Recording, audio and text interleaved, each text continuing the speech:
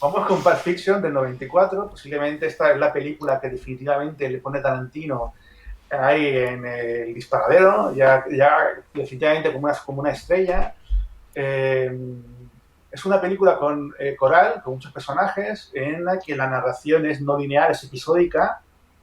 De hecho, Pulp Fiction viene de de las novelas baratas, entonces, que normalmente eran de crímenes por lo general, y de alguna manera tienen una estructura muy episódica, como si fuese una novela, ¿no? Y solamente con los episodios un poco desordenados. Esa estructura, que en realidad no es nada rompedora respecto a la historia del cine, porque se han hecho películas mucho más rompedoras y mucho más, y narrativamente mucho más complejas que Pulp Fiction, pero para llegar al gran público y además para un público joven, como llegó a esta película, sí que fue una pequeña revolución o abrió mentes, ¿no? O sea, fue una película que para muchas personas, entre ellas yo mismo, fue un antes y un después. No sé cuál fue vuestra experiencia con esta película. Patricia, Patricia. Pues yo la vi cuando iba al instituto con mis padres una noche en el cine. Y recuerdo que a mi padre le gustó mucho, le impactó, a mí también. Así que eso un poco que me da la impresión de que demostraba cómo era una película que iba a gustar tanto a adolescentes como a gente ya más mayor, ¿no? Quizá porque no era la película que estarías acostumbrado a poder ver en un cine normal y corriente, o como tú has dicho, en el cine de tu pueblo. No eran ese tipo de películas. Entonces, quizá eso es lo que hace pues que te guste, ¿no? Sales del cine diciendo, guau, me acaban de enseñar algo que no es lo habitual. Ah, bueno, para mí, a mí, yo también fue una película que me impactó mucho, que me gustó mucho, más que la Reservoir Dogs, como es lógico. Está mucho más trabajada, elaborada desde todo punto de vista. Eh, para mí creo que Pulp Fiction lo que hace es eh,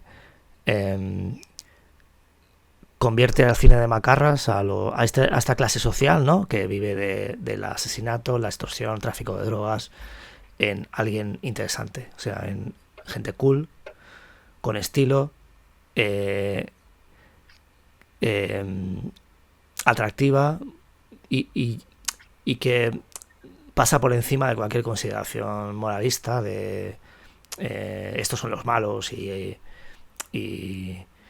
que era un poco lo que estábamos acostumbrados a ver cuando se hablaba de cine policíaco, ¿no? O sea, hay unos criminales que hacen cosas malas y hay que perseguirles y todo esto, no. Aquí el punto de vista claramente es el del malo. Es claramente, aquí no hay medias tintas, te tienes que casar con ellos o dejas de ver la película, te largas del cine. Entonces, yo creo que fue ese el cambio, ¿no? De esta película. Ya Reservoir Dogs ya lo hace un poco, pero Pulp Fiction es un poco eso, ¿no? Convertir a gente de muy mala reputación y que no te gustaría encontrártelos en la calle nunca, en tu vida real, en alguien que dices, hostia, pues incluso atractivo, o sea, por un momento, durante esa hora y media o 2 horas que dura la película, eh, fantaseas con la idea de tener ese tipo de vida, ¿no?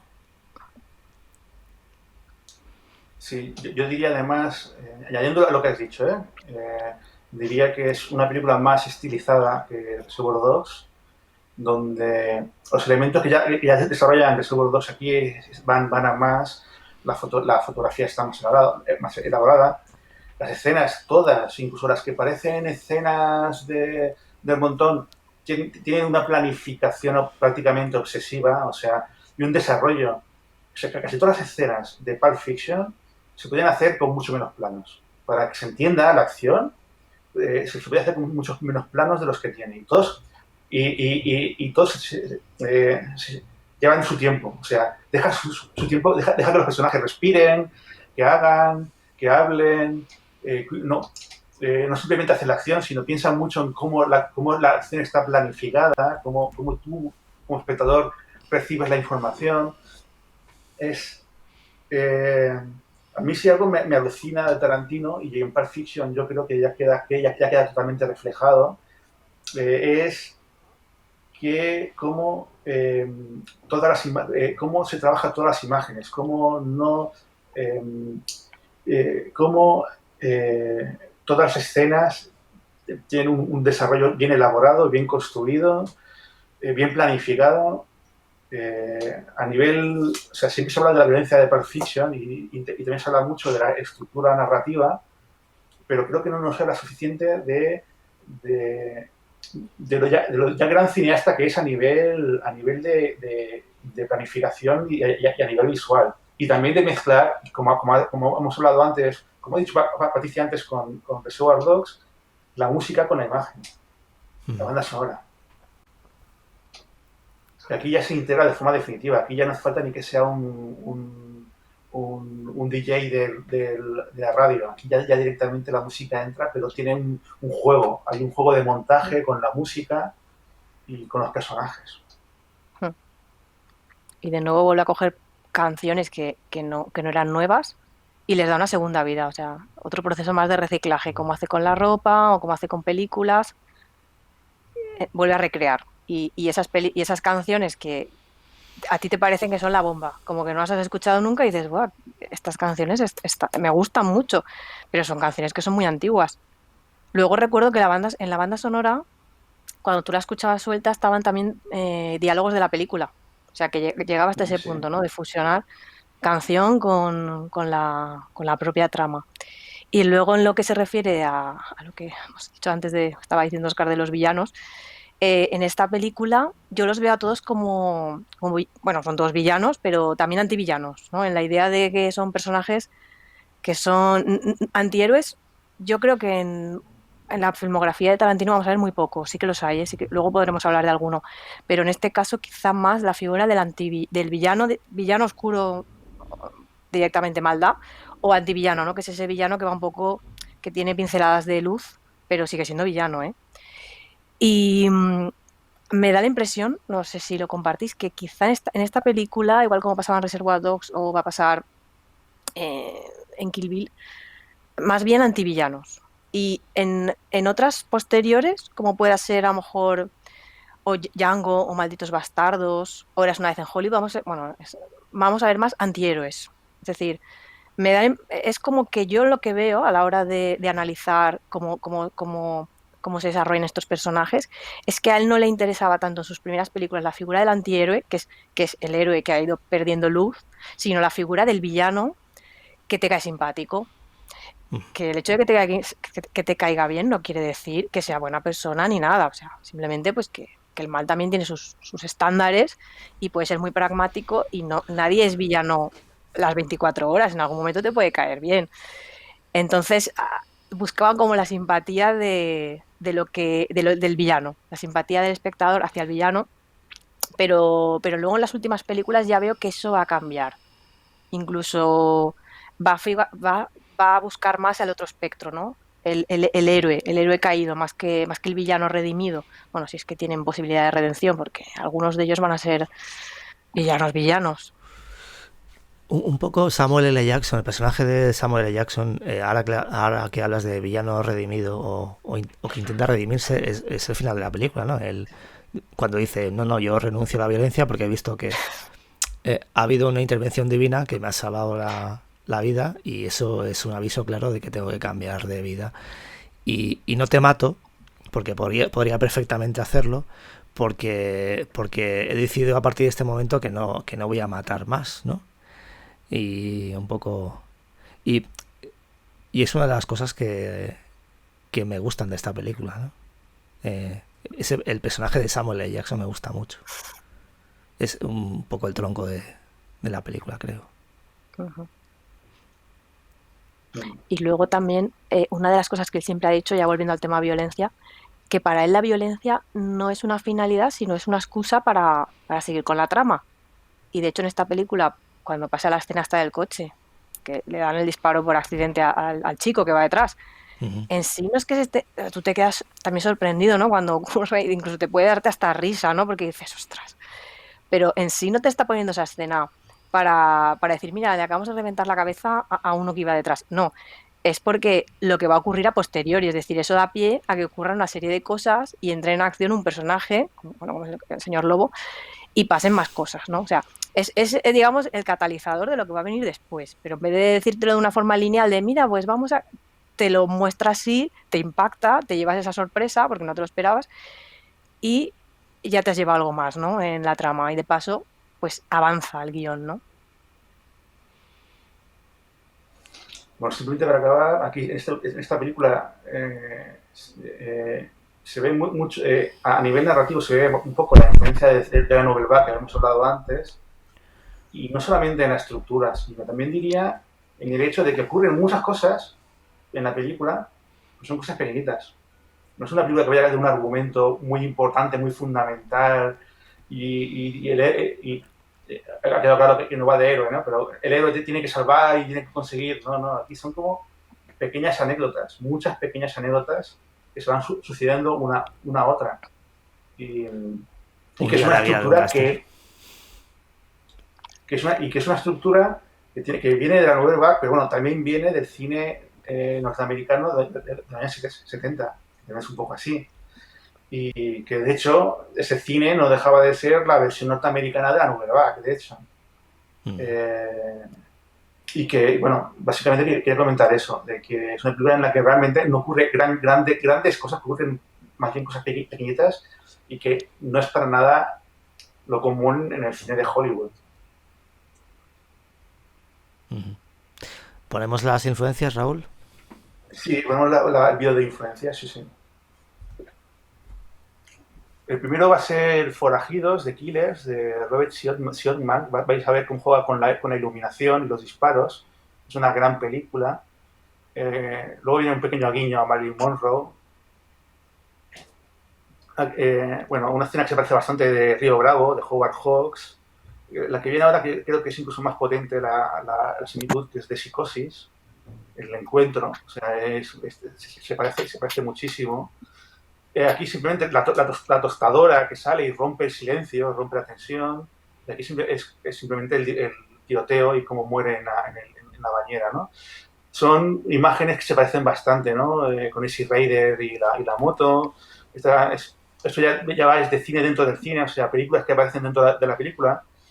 Esta es una película de drogas en la que salía Al Pacino cuando era muy joven, Panic in Dinner Park, que es una película mítica y también muy... The path of the righteous man and defender is beset on all sides by the inequity of selfish and the tyranny of evil men. Blessed is he who in the name of charity and goodwill... De Sonny Chiba, bueno, la letra de Cabaret, que es el mismo tono de la misma fuente, bueno, luego son parecidos con varias películas. Taxi Driver, aquí el coche rojo de Carrie, con los dos sentados de frente.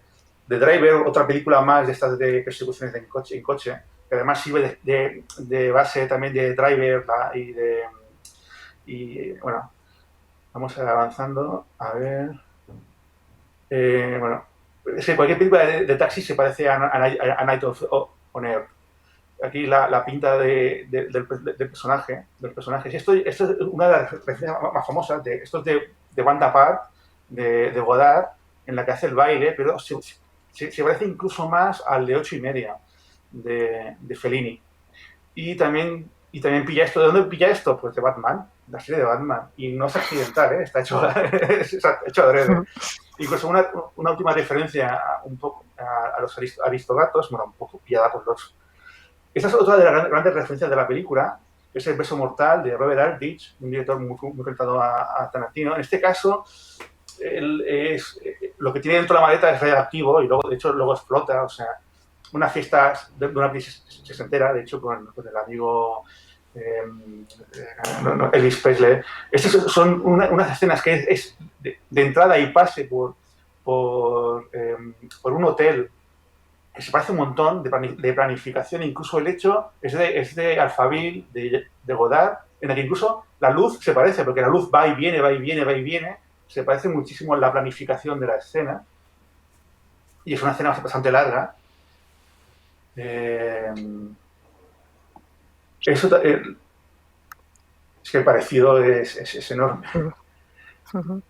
Y ahora vamos a Bonnie and Clyde, en esta escena, él le está convenciendo a ella para atracar esto, para atracar el sitio, ¿no? Pues vamos a ver una escena similar en la que básicamente es él convenciéndola a ella básicamente para que entre en su mundo, ¿no? Para que entre en su mundo de violencia y de atracos. O sea, y de hecho, si miráis la planificación, se parece bastante. De hecho, ahora hay una pequeña comparación de las dos y se ve. Está también en un restaurante y es muy parecido. Incluso cuando vienen a servir.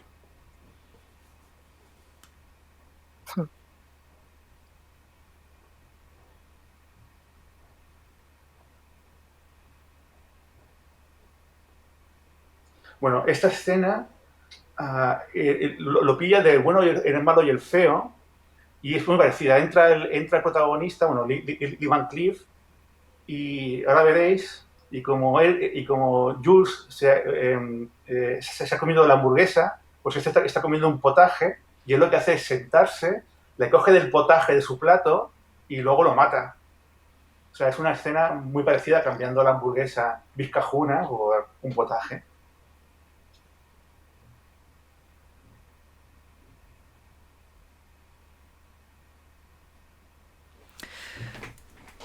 Bueno, aprovecho que haremos un programa sobre los Sergios.